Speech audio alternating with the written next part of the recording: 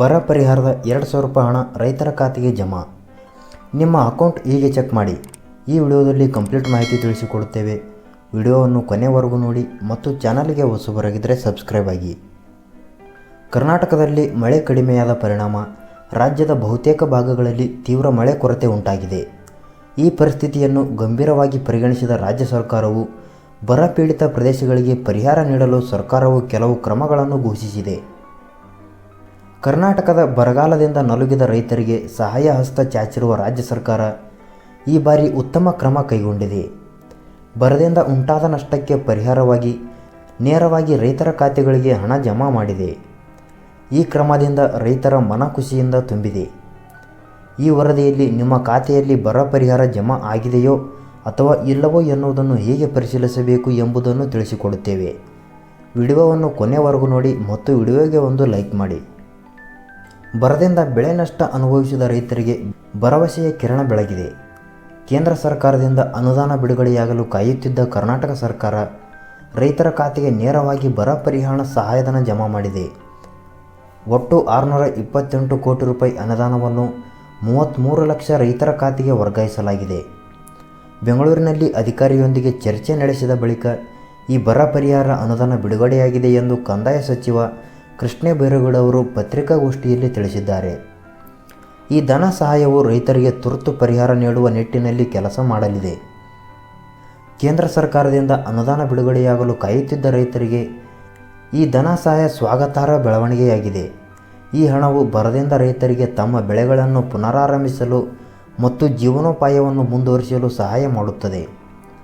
ಕೇಂದ್ರದ ಮೇಲೆ ಅವಲಂಬಿತವಾಗದೆ ರೈತರಿಗೆ ತ್ವರಿತ ಪರಿಹಾರ ನೀಡುವ ನಿಟ್ಟಿನಲ್ಲಿ ರಾಜ್ಯ ಸರ್ಕಾರ ಕ್ರಮ ಕೈಗೊಂಡಿದ್ದು ರೈತ ಸಮುದಾಯದಿಂದ ಪ್ರಶಂಸೆ ಪಾತ್ರವಾಗಿದೆ.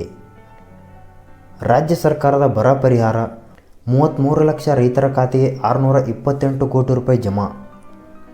ಬರದ ತಾಪಕ್ಕೆ ಸಿಲುಕಿರುವ ರೈತರಿಗೆ ನೆರವಾಗಲು ರಾಜ್ಯ ಸರ್ಕಾರ 2,000 ಕೋಟಿ ರೂಪಾಯಿಗಳನ್ನು ಬರ ಪರಿಹಾರ ಧನವನ್ನು ಘೋಷಿಸಿದೆ. ಈ ಯೋಜನೆಯಡಿ ಈಗಾಗಲೇ 33 ಲಕ್ಷ ರೈತರ ಖಾತೆಗೆ 628 ಕೋಟಿ ರೂಪಾಯಿ ನೇರವಾಗಿ ಜಮಾ ಮಾಡಲಾಗಿದೆ. ಇನ್ನು 1.6 ಲಕ್ಷ ರೈತರ ಖಾತೆಯ ಮಾಹಿತಿಯಲ್ಲಿ ಏರುಪೇರಾಗಿರುವುದರಿಂದ ಅವರ ಖಾತೆಗಳಿಗೆ ಹಣ ಜಮಾ ಮಾಡುವ ಪ್ರಕ್ರಿಯೆ ಸ್ವಲ್ಪ ವಿಳಂಬವಾಗಿದೆ. ಈ ಖಾತೆಗಳ ಮಾಹಿತಿಯನ್ನು ಪರಿಶೀಲಿಸಿ ಖಚಿತಪಡಿಸಿಕೊಂಡ ನಂತರ ಉಳಿದ ರೈತರಿಗೂ ಬರ ಪರಿಹಾರದ ಹಣವನ್ನು ಶೀಘ್ರದಲ್ಲೇ ಜಮಾ ಮಾಡಲಾಗುವುದು ಎಂದು ಸರ್ಕಾರ ಭರವಸೆ ನೀಡಿದೆ. ಅರ್ಹ ರೈತರಿಗೆ ಬರ ಪರಿಹಾರ ತಲುಪಿಸುವ ಉದ್ದೇಶದಿಂದ ರಾಜ್ಯ ಸರ್ಕಾರವು ಎಲ್ಲ ಗ್ರಾಮ ಪಂಚಾಯಿತಿಗಳಿಗೆ ಬರ ಪರಿಹಾರಕ್ಕಾಗಿ ಅರ್ಹ ರೈತರ ಪಟ್ಟಿಯನ್ನು ಪ್ರಕಟಿಸಲು ಸೂಚಿಸಿದೆ. ಈ ಪಟ್ಟಿಯು ಗ್ರಾಮ ಪಂಚಾಯಿತಿ ಕಚೇರಿಗಳಲ್ಲಿ ಲಭ್ಯವಿದೆ. ನಿಮ್ಮ ಹೆಸರು ಈ ಪಟ್ಟಿಯಲ್ಲಿ ಇದೆಯೇ ಎಂದು ಖಚಿತಪಡಿಸಿಕೊಳ್ಳಲು ಗ್ರಾಮ ಪಂಚಾಯಿತಿ ಕಚೇರಿಗೆ ಭೇಟಿ ನೀಡಿ. ನಿಮ್ಮ ಹೆಸರು ಪಟ್ಟಿಯಲ್ಲಿ ಕಾಣಿಸದಿದ್ದರೆ ಚಿಂತಿಸಬೇಡಿ. ಸಮೀಪದ ರೈತ ಸಂಪರ್ಕ ಕೇಂದ್ರಕ್ಕೆ ಭೇಟಿ ನೀಡಿ. ಇಲ್ಲಿಯ ಸಿಬ್ಬಂದಿ ನಿಮ್ಮ ಹೆಸರು ಪಟ್ಟಿಗೆ ಸೇರ್ಪಡೆಗೊಳ್ಳಲು ಸಹಾಯ ಮಾಡುತ್ತಾರೆ. ಅಥವಾ ನೀವು ಸ್ಥಳೀಯ ಕಂದಾಯ ಇಲಾಖೆ ಕಚೇರಿಗೆ ಭೇಟಿ ನೀಡಿ. ಕಂದಾಯ ಇಲಾಖೆಯ ಅಧಿಕಾರಿಗಳು ನಿಮ್ಮ ಹೆಸರು ಸೇರ್ಪಡೆ ಪ್ರಕ್ರಿಯೆಯನ್ನು ಪೂರ್ಣಗೊಳಿಸಬಹುದು. ಕೇಂದ್ರ ಸರ್ಕಾರ ಪರಿಹಾರ ಘೋಷಿಸಲಿ. ಬರದಿಂದ ಬೆಳೆ ನಾಶವಾಗಿ ರೈತರು ಸಂಕಷ್ಟದಲ್ಲಿದ್ದಾರೆ. ಈ ಸಂಕಷ್ಟ ನಿವಾರಣೆಗೆ ಕೇಂದ್ರ ಸರ್ಕಾರದಿಂದ 18,178 ಕೋಟಿ ರೂಪಾಯಿ ಬರ ಪರಿಹಾರ ಅನುದಾನ ಬಿಡುಗಡೆಗೆ ರಾಜ್ಯ ಸರ್ಕಾರ ಒತ್ತಡ ಹೇರಿದೆ. ಮುಖ್ಯಮಂತ್ರಿಗಳು ಈಗಾಗಲೇ ಪ್ರಧಾನಮಂತ್ರಿ ನರೇಂದ್ರ ಮೋದಿ ಅವರನ್ನು ಭೇಟಿ ಮಾಡಿ ಬರ ಪರಿಹಾರಕ್ಕೆ ಮನವಿ ಮಾಡಿದ್ದಾರೆ. ಕೇಂದ್ರ ಗೃಹ ಸಚಿವ ಅಮಿತ್ ಶಾ ಅವರನ್ನು ಸಹ ಮುಖ್ಯಮಂತ್ರಿ ಸೇರಿದಂತೆ ರಾಜ್ಯದ ಹಲವು ಸಚಿವರು ಭೇಟಿ ಮಾಡಿ ಬರ ಪರಿಹಾರಕ್ಕೆ ಮನವಿ ಮಾಡಿದ್ದಾರೆ. ಬರ ಪರಿಹಾರಕ್ಕೆ ಮನವಿ ಸಲ್ಲಿಸಿ 4 ತಿಂಗಳು ಕಳೆದರೂ ಕೇಂದ್ರದಿಂದ ಯಾವುದೇ ಪ್ರತಿಕ್ರಿಯೆ ಬಂದಿಲ್ಲ. ಗೃಹ ಸಚಿವ ಅಮಿತ್ ಶಾ ಅವರು ಈಗ ರಾಜ್ಯ ಪ್ರವಾಸದಲ್ಲಿದ್ದಾರೆ. ಈ ಸಂದರ್ಭದಲ್ಲಿ ಬರ ಪರಿಹಾರ ಘೋಷಿಸುವಂತೆ ರಾಜ್ಯ ಸರ್ಕಾರ ಒತ್ತಾಯಿಸುತ್ತಿದೆ. ಬರ ಪರಿಹಾರ ಘೋಷಿಸಿದರೆ ರಾಜ್ಯದ ರೈತರಿಗೆ ಬಹಳ ಅನುಕೂಲವಾಗಲಿದೆ ಎಂದು ಕೃಷ್ಣ ಬೈರೇಗೌಡ ಅವರು ಹೇಳಿದ್ದಾರೆ. ಬರದಿಂದ ತತ್ತರಿಸುವ 223 ತಾಲೂಕುಗಳ ಜನತೆಗೆ ಸಹಾಯ ಹಸ್ತ ಚಾಚಿರುವ ರಾಜ್ಯ ಸರ್ಕಾರ ಕುಡಿಯುವ ನೀರು, ಮೇವು ಹಾಗೂ ಇತರೆ ಮೂಲಭೂತ ಸಮಸ್ಯೆಗಳ ಪರಿಹಾರಕ್ಕಾಗಿ ಜಿಲ್ಲಾಧಿಕಾರಿ, ಡಿಸಿ ಮತ್ತು ತಹಸೀಲ್ದಾರ್ಗಳ ಖಾತೆಗೆ 870 ಕೋಟಿ ರೂಪಾಯಿ ಅನುದಾನ ಬಿಡುಗಡೆ ಮಾಡಿದೆ. ಪರಿಹಾರದ ಹಣ ದುರುಪಯೋಗವನ್ನು ತಡೆಗಟ್ಟಲು ಮತ್ತು ಅದನ್ನು ಸರಿಯಾದ ಉದ್ದೇಶಕ್ಕಾಗಿ ಬಳಸಲು ಒಂದು ಉಪಯುಕ್ತ ಕ್ರಮವಾಗಿ 223 ಟಾಸ್ಕ್ ಫೋರ್ಸ್ ಸಮಿತಿಗಳ ರಚನೆ ಮಾಡಲಾಗಿದೆ.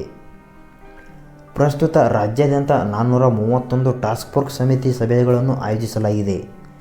ಜಿಲ್ಲಾ ಮಟ್ಟದಲ್ಲಿ 236 ಟಾಸ್ಕ್ ಫೋರ್ಸ್ ಸಮಿತಿಯ ಸಭೆಗಳು ನಡೆದಿದೆ ಎಂದು ತಿಳಿಸಿದ್ದಾರೆ.